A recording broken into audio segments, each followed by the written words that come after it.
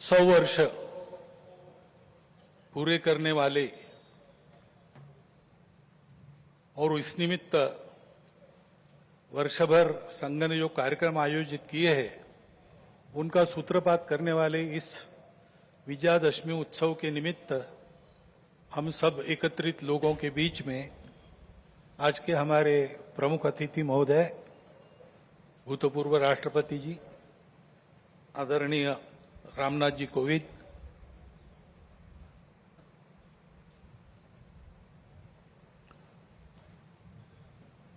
विदर्भ प्रांत के माननीय संघ चालक जी, माननीय सहसंघ चालक जी, नागपुर महानगर के संघ चालक जी, उपस्थित अन्य अधिकारी वर्ग, परम श्रद्धेय संतवृंद, आत्मीय स्वयंसेवक बंधु, नागरिक सज्जन एवं माता भगिनी, यह वर्ष श्री गुरु तेग बहादुर जी के बलिदान का 350वां वर्ष इस नाते और संपन्न होगा। हिंद की चादर बनकर जिन्होंने अत्याचार, अन्याय और सांप्रदायिक भेदभाव से समाज के मुक्ति के लिए अपना सर्वोच्च बलिदान दिया, समाज की रक्षा की, ऐसी एक विभूति, उसका स्मरण इस वर्ष होगा। आज 2 अक्टूबर है, इसलिए स्वर्गीय महात्मा गांधी जी की भी जयंती है। अपने स्वातंत्र्य की लड़ाई में उनका योगदान तो अविस्मरणीय है, परंतु स्वतंत्रता के बाद भारत कैसा हो, भारत का जीवन किस प्रकार के तंत्र से चले, उसके बारे में विचार देने वाले हमारे जो उस समय के दार्शनिक नेता थे, उनमें उनका स्थान अग्रणी है। हिंद स्वराज में उन्होंने वह चित्र का रेखांकन किया है और सादगी, विनम्रता और प्रामाणिकता के प्रतीक, और जिन्होंने देश के लिए अपने प्राण अर्पण किए, ऐसे स्वर्गीय लाल बहादुर शास्त्री जी, उनकी भी आज जयंती है। भक्ति, समर्पण और देश सेवा के ये उत्तुंग उदाहरण व्यक्तिगत और राष्ट्रीय चारित्र कैसा होना चाहिए, इसके आदर्श हमको मार्गदर्शन करते हैं। और आज की परिस्थिति का अगर हम विचार करते हैं तो हमारे ध्यान में आता है कि यह परिस्थिति भी हमसे इसी प्रकार के जीवन की अपेक्षा कर रही है। परिस्थिति एक सी नहीं होती, अनेक रंगों की होती है। तो परिस्थिति में बहुत कुछ अच्छा है, इसलिए बीता कालावधि 1 वर्ष का हमारी आशाएं और विश्वासों को भी दृढ़ करता है और हमारे सामने पुरानी और नई जो चुनौतियां उपस्थित है उनको अधिक स्पष्ट करने वाला भी वही कालावधि है। जैसे प्रयागराज में एक विशाल महाकुंभ हुआ, आधुनिक व्यवस्थापन के सारे कीर्तिमान तोड़कर एक जागतिक विक्रम तो उसने प्रस्थापित किया ही, लेकिन संपूर्ण भारत में श्रद्धा और एकात्मता की एक लहर उसने दौड़ा दी। पिछले साल एक दुर्घटना पहलगाम की भी हुई, हमला हुआ सीमा पार के आतंकियों के द्वारा, 26 भारतीय नागरिकों की उनका धर्म पूछकर हत्या की। लेकिन उसके चलते सारे देश में प्रचंड दुख और क्रोध की लहर पैदा हुई। पूरी तैयारी करके सरकार ने, हमारी सेना ने उसका बहुत पुरजोर उत्तर दिया। सारे प्रकरण में हमारी नेतृत्व की दृढ़ता, हमारी सेना का शौर्य, कौशल्य और समाज की एकता और दृढ़ता का एक उत्तम चित्र प्रस्थापित हुआ। और यह भी वह घटना हमको सिखा गई कि यद्यपि हम सबके प्रति मित्रभाव रखते हैं और रखेंगे, फिर भी अपने सुरक्षा के विषय में हमको अधिकाधिक सजग रहना पड़ेगा, समर्थ बनना पड़ेगा, क्योंकि इस घटना के बाद दुनिया में विभिन्न देशों ने अपनी अपनी जो भूमिका ली, उसमें हमारी ये भी ध्यान में आया कि हमारे मित्र कौन कौन है और कहां तक है। देश के अंदर भी अशांति फैलाने वाले असंवैधानिक उग्रवादी या संविधान विरोधी कहिए उग्रवादी नक्सली आंदोलन पर शासन और प्रशासन की दृढ़ कार्रवाई भी हुई और उनके अनुभव से उनके विचारधारा का खोखलापन और उनकी क्रूरता का अनुभव होने के कारण समाज भी उनसे मोहभंग होकर विमुख हो गया। लेकिन उनका नियंत्रण तो हो जाएगा, परंतु अब ये उस क्षेत्र में एक बड़ी जो बाधा थी वो दूर होने के बाद उस क्षेत्र में न्याय की स्थापना हो, विकास वहां तक पहुंचे, सद्भावना, संवेदना और सामरस्य वहां स्थापित हो, इसके लिए समाज की भी और शासन प्रशासन की भी योजनाएं चलनी पड़ेगी, क्योंकि इनका अभाव ही ऐसे उग्रवादी ताकतों के पनपने का कारण बनता है। इससे त्रस्त मनुष्य दूसरा कुछ उपाय दिखता नहीं, इसलिए निराश होकर उनको प्रश्रय देता है।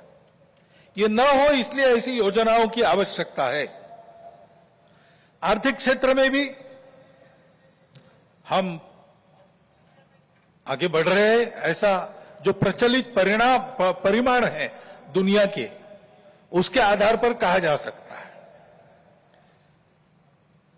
हमारा देश आर्थिक क्षेत्र में आगे बढ़े, इसलिए आर्थिक जगत के हमारे उद्योगी बंधु, विशेषकर तरुण उद्योजक, इनमें एक मादा भी दिखता है, उत्साह भी दिखता है, इच्छा आकांक्षा भी दिखती है।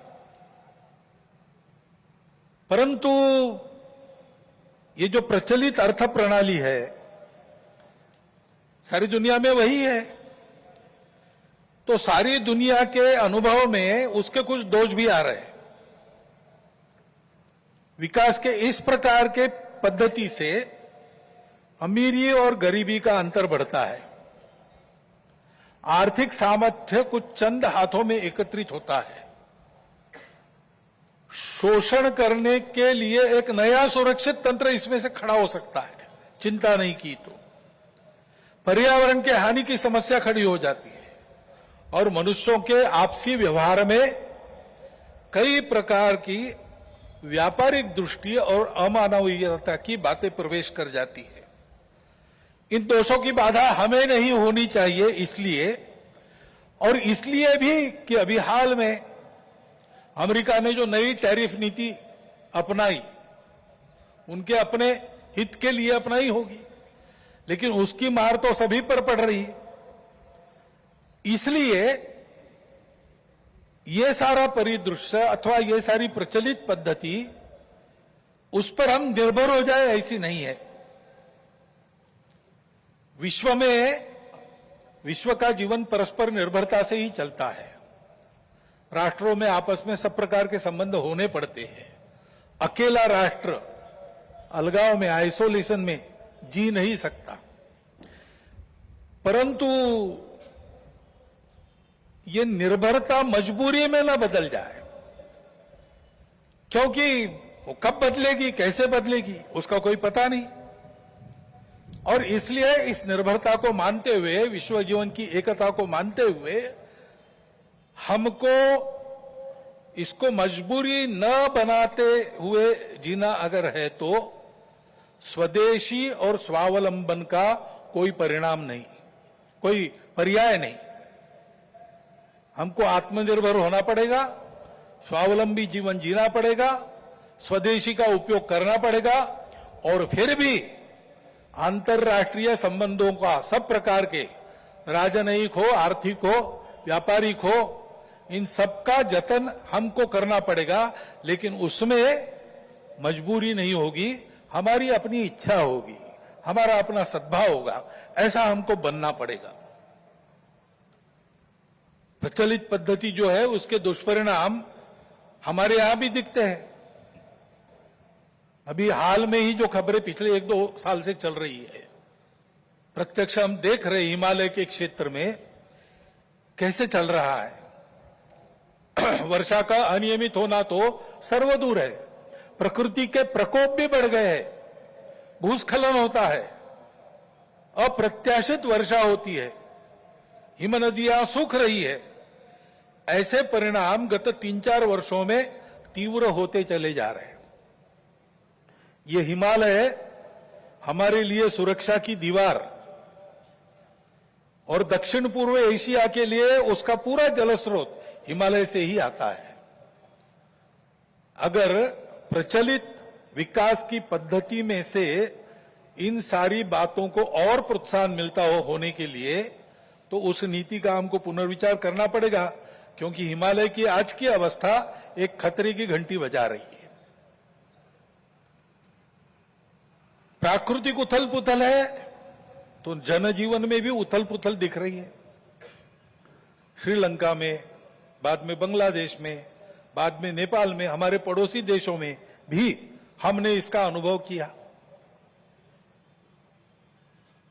अब कभी कभी हो जाता है, प्रशासन जनता के पास नहीं रहता, संवेदनशील नहीं रहता, लोकाभिमुख नहीं रहता, उनकी जनता की अवस्थाओं को ध्यान में रखकर नीतियां नहीं बनती, तो असंतोष रहता है। परंतु उस असंतोष को इस प्रकार व्यक्त होना, ये किसी के लाभ की बात नहीं है।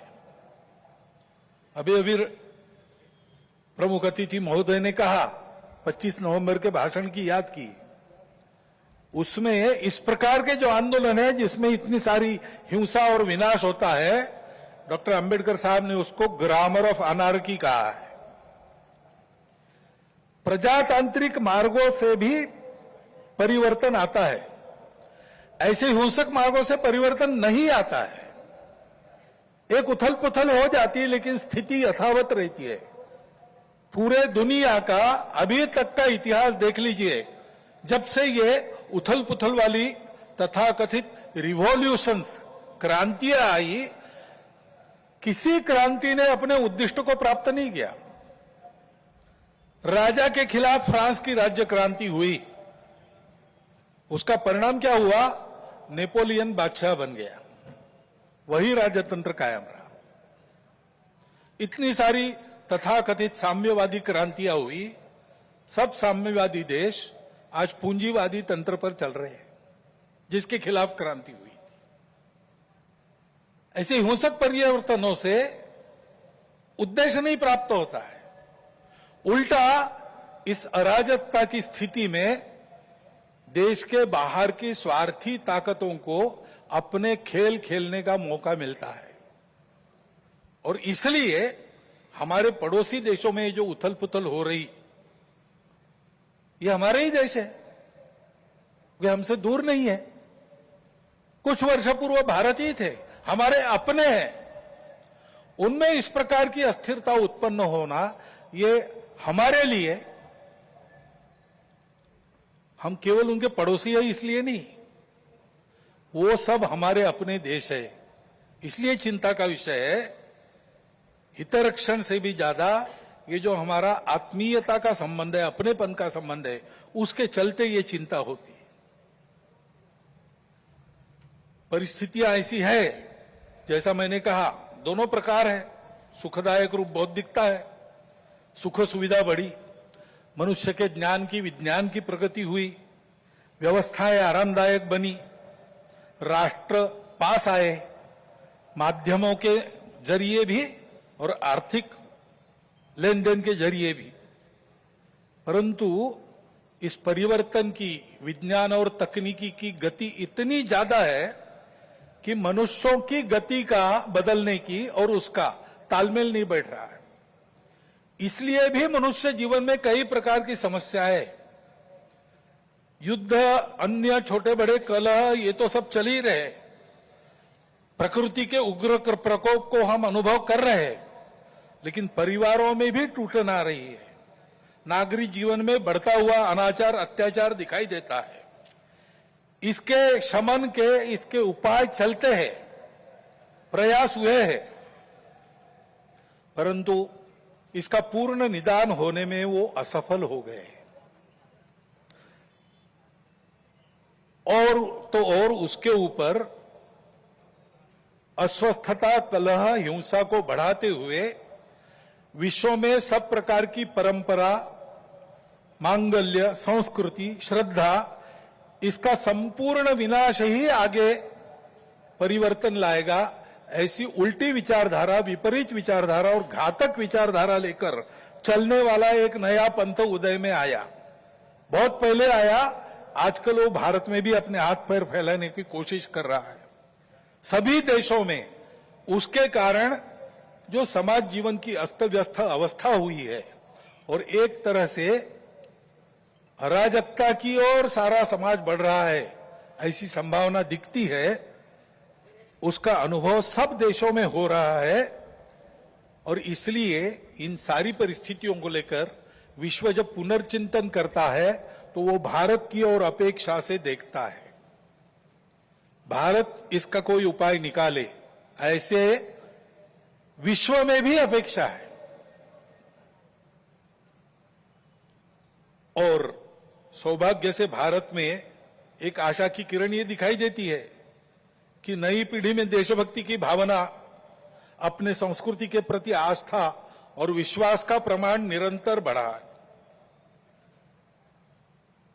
संघ के स्वयंसेवकों सहित समाज के व्यक्ति और समाज की संस्थाएं अभावग्रस्त वर्गों की निस्वार्थ सेवा करने के लिए अधिकाधिक आगे आ रहे हैं। समाज स्वयं को सक्षम अनुभव करता है और इसलिए कई बातों में सरकार के पहले पहल करके अपने सामने की समस्याओं का खुद ही निदान करने में यशस्वी हो रहा है। यह भी एक अच्छा लक्षण है और इसलिए ऐसे सब कार्यों में समाज का सहयोग संघ भी अनुभव करता है, अन्य ऐसे काम करने वाले संगठन और व्यक्ति भी अनुभव करते हैं। प्रत्यक्ष सहयोग और सहभाग, इसकी इच्छा समाज में बढ़ रही है और बुद्धिजीवियों में भी अपने देश के हमारा कोई स्वतंत्र अलग ऐसा कोई प्रतिमान, ऐसा कोई मॉडल हो सकता है क्या, इसकी खोज करनी चाहिए, ऐसा चिंतन बढ़ रहा है। क्योंकि भारतीय चिंतन दृष्टि एक विशेष है। हमारे प्रमुख अतिथि महोदय ने जितने नाम लिए उन सहित स्वामी विवेकानंद से लेकर तो महात्मा गांधी जी, दीनदयाल उपाध्याय, राम मनोहर लोहिया जी तक, इन सब लोगों ने इस प्रकार का एक इस प्रकार की दृष्टि को सामने रखते हुए कुछ चिंतन दिया है। उसकी तफसील उसके अलग अलग होंगे, परंतु उसकी दिशा एक ही है। आधुनिक विश्व के पास जो दृष्टि है वो गलत नहीं है, लेकिन अधूरी अवश्य है। मानव का भौतिक विकास होता है, नैतिक विकास की ओर ध्यान नहीं रहता है। विकास होता है, पर्यावरण की ओर ध्यान नहीं रहता। विकास होता है, कुछ लोगों का होता है, कुछ का नहीं होता। आज अमेरिका का जीवन विकसित माना जाता है, उसको आदर्श मानकर हम चले भारत के लोग, और हमने चाहा कि भारत अमेरिका जैसा जीवन जिए। तो कुछ अभ्यासक कहते हैं, हिसाब करके ऐसा जीवन जीने के लिए और 5 पृथ्वियों की आवश्यकता लगेगी। ये विकास कैसे होगा? ये हो नहीं सकता। प्रगति के साथ साथ इसी के कारण नई नई समस्याओं को हम झेल रहे, जो प्राण संकट बन रही है। दृष्टि का अधूरापन ही इसके लिए कारण है। हमारी दृष्टि है, हमारी दृष्टि भौतिक विकास के साथ साथ मन, बुद्धि और आध्यात्मिकता का विकास कर सकती है, करती है। व्यक्ति के साथ साथ मानव समूह और सृष्टि का भी विकास साधने वाली हमारी दृष्टि है। मनुष्य की आवश्यकताओं, इच्छाओं के अनुरूप आर्थिक स्थिति, इच्छा पूर्ति हो सबकी, ऐसी व्यवस्था, उसके साथ साथ ही समूह के प्रति और सृष्टि के प्रति कर्तव्य बुद्धि और अपनेपन का साक्षात्कार व्यक्तियों में जगाने की शक्ति हमारी इस दृष्टि में है। सहस्रों वर्षों तक विश्व में इस दृष्टि के आधार पर हमने एक सुंदर, समृद्ध, शांतिपूर्ण, परस्पर संबंधों को पहचानने वाला और मनुष्य और सृष्टि का, मनुष्य और समूह का सहयोगी जीवन ऐसे प्रस्थापित किया था। आज विश्व के आवश्यकताओं की पूर्ति करते हुए उनकी समस्याओं का निराश करने का शाश्वत निदान देने वाली एक नई रचना को विश्व आवश्यक मान रहा है, भारत से अपेक्षा कर रहे हैं, और नियति शायद यही कार्य हम भारतवासियों से चाहती है कि हम अपने उदाहरण से विश्व को एक नया ऐसा रास्ता दें।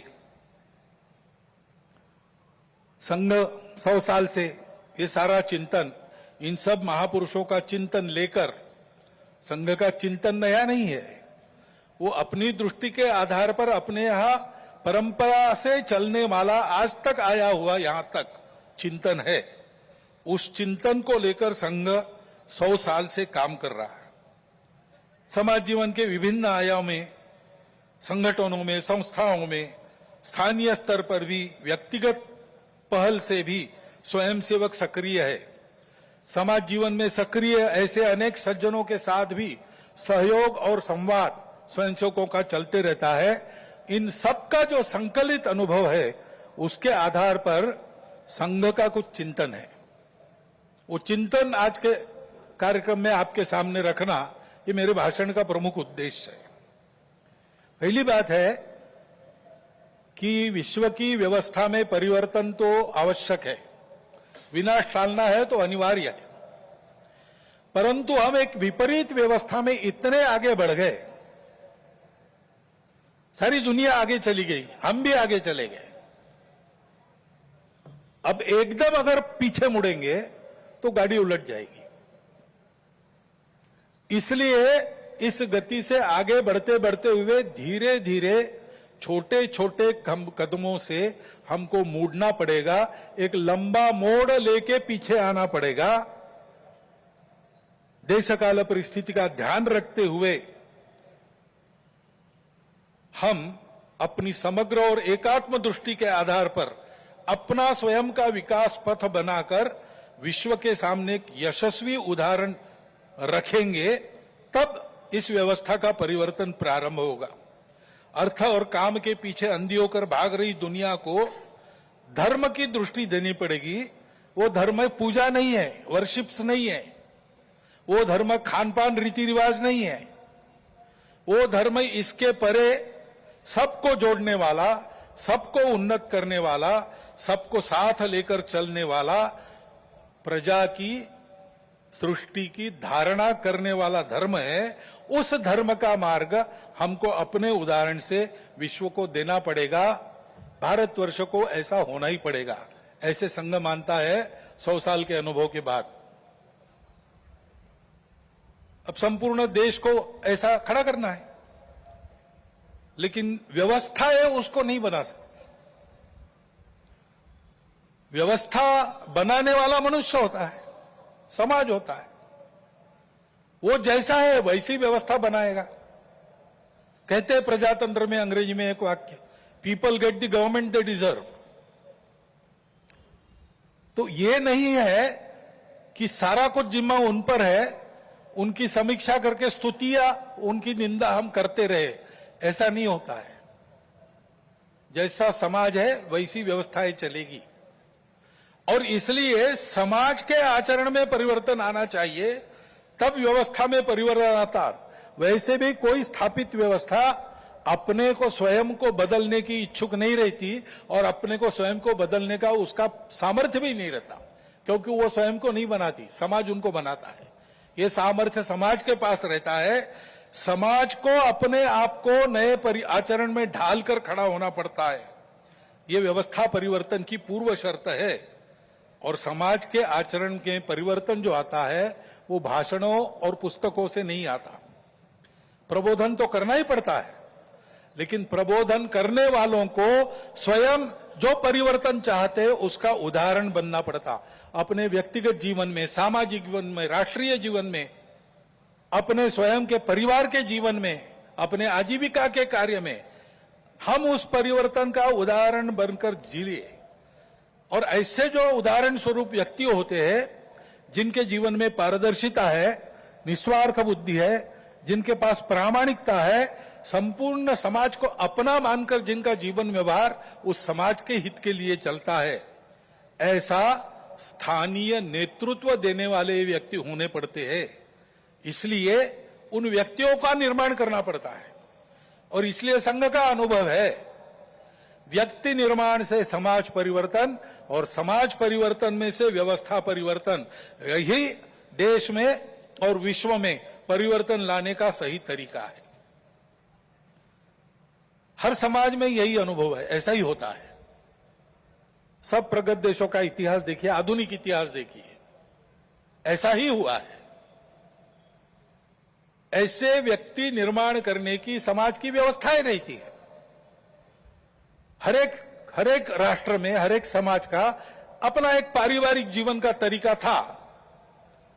अब लगभग सब जगह ध्वस्त हो गया, केवल भारत में बाकी है। परंतु 300 साल पहले अमेरिका में भी एक तरीका था, यूरोप में भी एक तरीका था।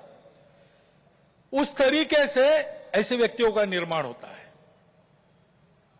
उस देश की एक विशिष्ट शिक्षा रहती है, उस शिक्षा में से उसके व्यक्तियों का मन तैयार होता है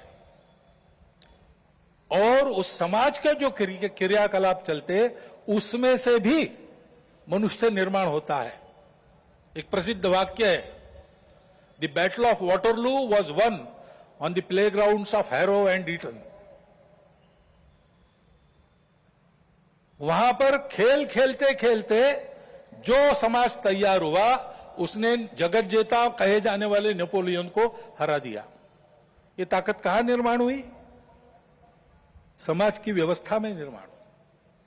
हमारे यहां भी ये था, परंतु 1000 वर्षों के आक्रमण में वो सब अस्त व्यस्त हो गया और बिना इसके काम नहीं होता, क्योंकि मन बुद्धि से ये सारा विचार मानने के बाद भी रोज के आचरण की आदत बदलनी पड़ती है। आदत बदले बिना परिवर्तन नहीं आता, केवल बातों से नहीं आता, केवल सोचने से या सपने देखने से नहीं आता। जैसा आपको देश चाहिए वैसा आपको होना है, और वैसा आपको होना है तो आपकी अपनी आदत दुरुस्त होनी चाहिए। उसकी व्यवस्थाएं इसमें रहती है, वो हमारे यहां ध्वस्त हो गई। इसलिए राष्ट्रीय स्वयंसेवक संघ का निर्माण हुआ। संघ की शाखा ये आदत बदलने का तरीका है, उसकी व्यवस्था है। 100 वर्षों में इसीलिए सब प्रकार की परिस्थिति आई। संघ को लालच भी दिखा दी, संघ को राजनीति में आने का आमंत्रण भी मिला, लेकिन संघ ने वो सब नहीं किया। संघ केवल एक ही कार्य में लगा रहा। संघ के स्वयंसेवकों ने हर परिस्थिति में शाखा को नित्य चलाया है। स्वयंसेवक आग्रहपूर्वक शाखा में नित्य जाते, 50 साल से आ रहे फिर भी जाते, क्योंकि आदत की बात है। आदत छूटनी नहीं चाहिए, आदत बननी भी चाहिए और छूटनी भी नहीं चाहिए। शाखा के कार्यक्रमों को मन लगाकर करते हुए व्यक्तिगत सद्गुणों की और सामूहिकता की साधना करना और समाज में क्रियाकलापों में सहभागी होते हुए समाज के सद्गुणों का, सामूहिकता का वातावरण निर्माण करना, इसलिए संघ की शाखा है। उसके कार्यक्रमों में से नित्य और मन लगाकर करने से स्वयंसेवकों में व्यक्तित्व का, कर्तृत्व का, नेतृत्व का, समझदारी का, वैचारिक और व्यावहारिक और भक्ति का, राष्ट्र के प्रति, संघ के प्रति भक्ति का निर्माण होता है। दूसरी बात, किसी भी देश को ऐसा होना है तो समाज में एकता चाहिए। वाक्य बताया, united we stand, divided we fall. Abraham Lincoln का भी एक वाक्य है, a divided house cannot stand. हमारा देश तो विविधताओं का देश है। पंथ, संप्रदाय, भाषाएं, भौगोलिक विविधता, रहन सहन, खान पान, जाति, उपजाति पहले से है और बीच के काल में आक्रमण हुए, विदेशी भारत में आ गए। विभिन्न कारणों से यहां के लोगों ने भी उनकी विचारधाराओं का, उनके पंथ संप्रदायों का स्वीकार किया। वो विदेशी चले गए, लेकिन अभी भी उनका स्वीकार करके रहने वाले हमारे अपने बंधु देश में है। सौभाग्य से भारत की परंपरा है, वो सब प्रकार की विविधताओं का स्वागत और सम्मान और स्वीकार करती है। ये हमारी परंपरा है और इसलिए यद्यपि बाहर से विचारधारा आई होगी, हम उनको पराया नहीं मानते, अलगाव से नहीं देखते। हम सबकी विशिष्टताओं को, दुनिया में सभी विशिष्टताओं को मानते हैं, उनको स्वीकार करते हैं। उनको भी हमारी अपनी विशिष्टता है, उसके दर्जे का ही मानते हैं, सम्मान देते हैं। वो विशिष्टताएं भेद का कारण नहीं बनती, इसको हम देखना चाहिए। आज अपने देश में इन विविधताओं को भेदों में उभारने की कोशिश चल रही है। ये विविधताएं भेद का कारण नहीं बननी चाहिए। अपनी सब विशिष्टताएं अपने अपनी जगह ठीक भी है, परंतु ये सब होने के बाद भी हम एक बड़े समाज के अंग है। समाज, देश, संस्कृति और राष्ट्र के नाते हम एक ही है, हम अलग नहीं है, हम विविध भी नहीं है। विविधताएं तो भाषा, पंथ, संप्रदाय, खान पान, रीति रिवाज, रहने की जगह इसकी है और इस एकता के चलते हमारा सबका आपस का व्यवहार सद्भावनापूर्ण और संयमपूर्ण रहना चाहिए। सबकी अपनी अपनी विशिष्टताएं हैं, उनकी श्रद्धाएं हैं, महापुरुष है, पूजा के स्थान है। मन वचन कर्म से आपस में इनकी अवमानना नहीं होनी चाहिए, इसकी चिंता सबने करनी चाहिए। किसी एक ने करने का यह काम नहीं है, उसके प्रबोधन की भी आवश्यकता है। विविधता है और सब लोग साथ में रहते हैं, तो जैसे अनेक बर्तन साथ में रखे तो कहीं ना कहीं आवाज हो ही जाती है। इतने बड़े समाज में इतने सारे लोगों के साथ रहने से कभी कभी कुछ आवाज हो भी सकती है, लेकिन होने पर भी नियम पालन करना, व्यवस्था पालन करना, सद्भावपूर्ण व्यवहार करना, ऐसा स्वभाव बनना चाहिए। छोटी बड़ी बातों पर या केवल मन के संदेह पर कानून हाथ में लेकर रास्तों पर निकल आना, गुंडागर्दी, हिंसा करना, यह प्रवृत्ति ठीक नहीं। मन में प्रतिक्रिया रखकर अथवा किसी समुदाय विशेष को उकसाने के लिए अपना शक्ति प्रदर्शन करना, ऐसी घटनाओं को योजनापूर्वक कराया जाता है। उसके चंगुल में फंसना नहीं चाहिए। उसके परिणाम तात्कालिक और दीर्घकालिक दोनों दृष्टि से ठीक नहीं रहते। इन प्रवृत्तियों की रोकथाम आवश्यक है। शासन प्रशासन अपना काम बिना पक्षपात किए तथा बिना किसी दबाव में आए नियम के अनुसार करें, परंतु समाज की सज्जन शक्ति और युवा पीढ़ी को भी सजग और संगठित होना पड़ेगा। आवश्यकता अनुसार हस्तक्षेप भी करना पड़ेगा, क्योंकि ये अराजकता का व्याकरण है, इसको रोकना ही पड़ेगा। हमारी इस एकता का आधार क्या है? हमारी संस्कृति है। डॉक्टर अंबेडकर साहब ने इसको शब्द दिया है इनहेरेंट कल्चरल यूनिटी, अंतर्निहित सांस्कृतिक एकता। ये भारतीय संस्कृति प्राचीन समय से चलती आई है। भारत की विशेषता है, वो सर्वसमावेशक है, सबका सम्मान और स्वीकार करने की सीख देती है, क्योंकि भारत के आध्यात्मिक सत्य पर, उस सत्य पर आधारित धर्म पर, यानी सत्य, करुणा, शुचिता और तप के सदाचार पर वह धर्म आधारित है। उसी पर यह संस्कृति भी बनी है। इसका जतन सनातन काल से आज तक हर परिस्थिति में किसने किया है? तो निश्चित रूप से इस देश के पुत्र रूप हिंदू समाज में ने किया है, और इसलिए कभी कभी उसको हिंदू संस्कृति भी कहते हैं। ऋषि ने अपने तपोबल से इसका निर्माण किया है, क्योंकि भारत में उनको इसका विकास करने के लिए आवश्यक समृद्ध और सुरक्षित प्रकृति मिली, परिवेश मिला, और पीढ़ी दर पीढ़ी इसको सरसाने के लिए, आगे पहुंचाने के लिए, इसकी सुरक्षा के लिए पूर्वजों ने परिश्रम किया है, त्याग किया है, बलिदान दिए। उस हमारी संस्कृति का आचरण, उसके आदर्श बने हमारे पूर्वजों का मन में गौरव और कृति में विवेकपूर्ण अनुसरण तथा यह सब जिसके कारण संभव हुआ, उस हमारे पवित्र मातृभूमि की भक्ति, यह मिलकर हमारी राष्ट्रीयता है। विविधताओं के संपूर्ण स्वीकार और सम्मान के साथ हम सबको एक माल में मिलाने वाली यह भारतीय संस्कृति, यह राष्ट्रीयता है। इसको हम हिंदू राष्ट्रीयता कहते हैं। यही हमारे लिए हिंदू राष्ट्रीयता है। किसी को हिंदू शब्द से आपत्ति है, वो हिंदवी कहे, भारतीय कहे, आर्य कहे, जो कुछ है, ये सारे समानार्थी शब्द है, हम लोग जानते हैं। परंतु इस राष्ट्रीयता का स्पष्ट स्वरूप निर्देशित करने वाला एक ही शब्द हमको मिलता है, वो है हिंदू। वो कोई राज्य पर आधारित कल्पना है। हमारा राष्ट्र राज्य पर आधारित कभी रहा नहीं। हमारे यहां नेशन स्टेट की कल्पना नहीं है। हमारी यह संस्कृति राष्ट्र को बनाती है।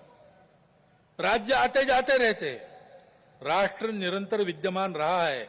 सनातन काल से अब तक ये हमारा प्राचीन हिंदू राष्ट्र है। इस अर्थ में हिंदू राष्ट्र है। सब प्रकार के उतार चढ़ाव हमने देखे, गुलामी भी देखी, स्वतंत्रता भी देखी। हम सदैव विद्यमान है और इसलिए हिंदू समाज का बल संपन्न होना, शील संपन्न होना, संगठित होना इस देश के एकता, एकात्मता, सुरक्षा और विकास की गारंटी है। क्योंकि हिंदू समाज सनातन काल से यहां चलते आया है, वो इस देश का उत्तरदायी समाज है, रिस्पॉन्सिबल सोसाइटी है। और सौभाग्य से इस संस्कृति के और धर्म के कारण ऊपरविद के अनेकविध नाम और रूपों को देखकर, दुनिया की विविधता को देखकर मनुष्यों में बंटवारा और अलगाव खड़ा करने वाली हम और वो, अस एंड देम, इस मानसिकता से ये समाज पूर्णतः मुक्त था, मुक्त है और मुक्त रहेगा। वसुधैव कुटुंबकम की उदार विचारधारा का पुरस्कर्ता और संरक्षक यही समाज रहा है। विश्व के विकास में अपना अपेक्षित और उचित योगदान देने वाला देश, इसको बनाना ये इसीलिए हिंदू समाज का कर्तव्य बनता है। उसकी संगठित कार्य शक्ति के द्वारा विश्व को नई राह दे सकने वाले धर्म का संरक्षण करते हुए भारत को वैभव संपन्न बनाने का काम संकल्प लेकर 100 साल से कर रहा है संपूर्ण हिंदू समाज को संगठित करने का कार्य। क्योंकि समाज एक बार संगठित हो जाए तो ये सारे काम दूसरे किसी को नहीं करने पड़ते।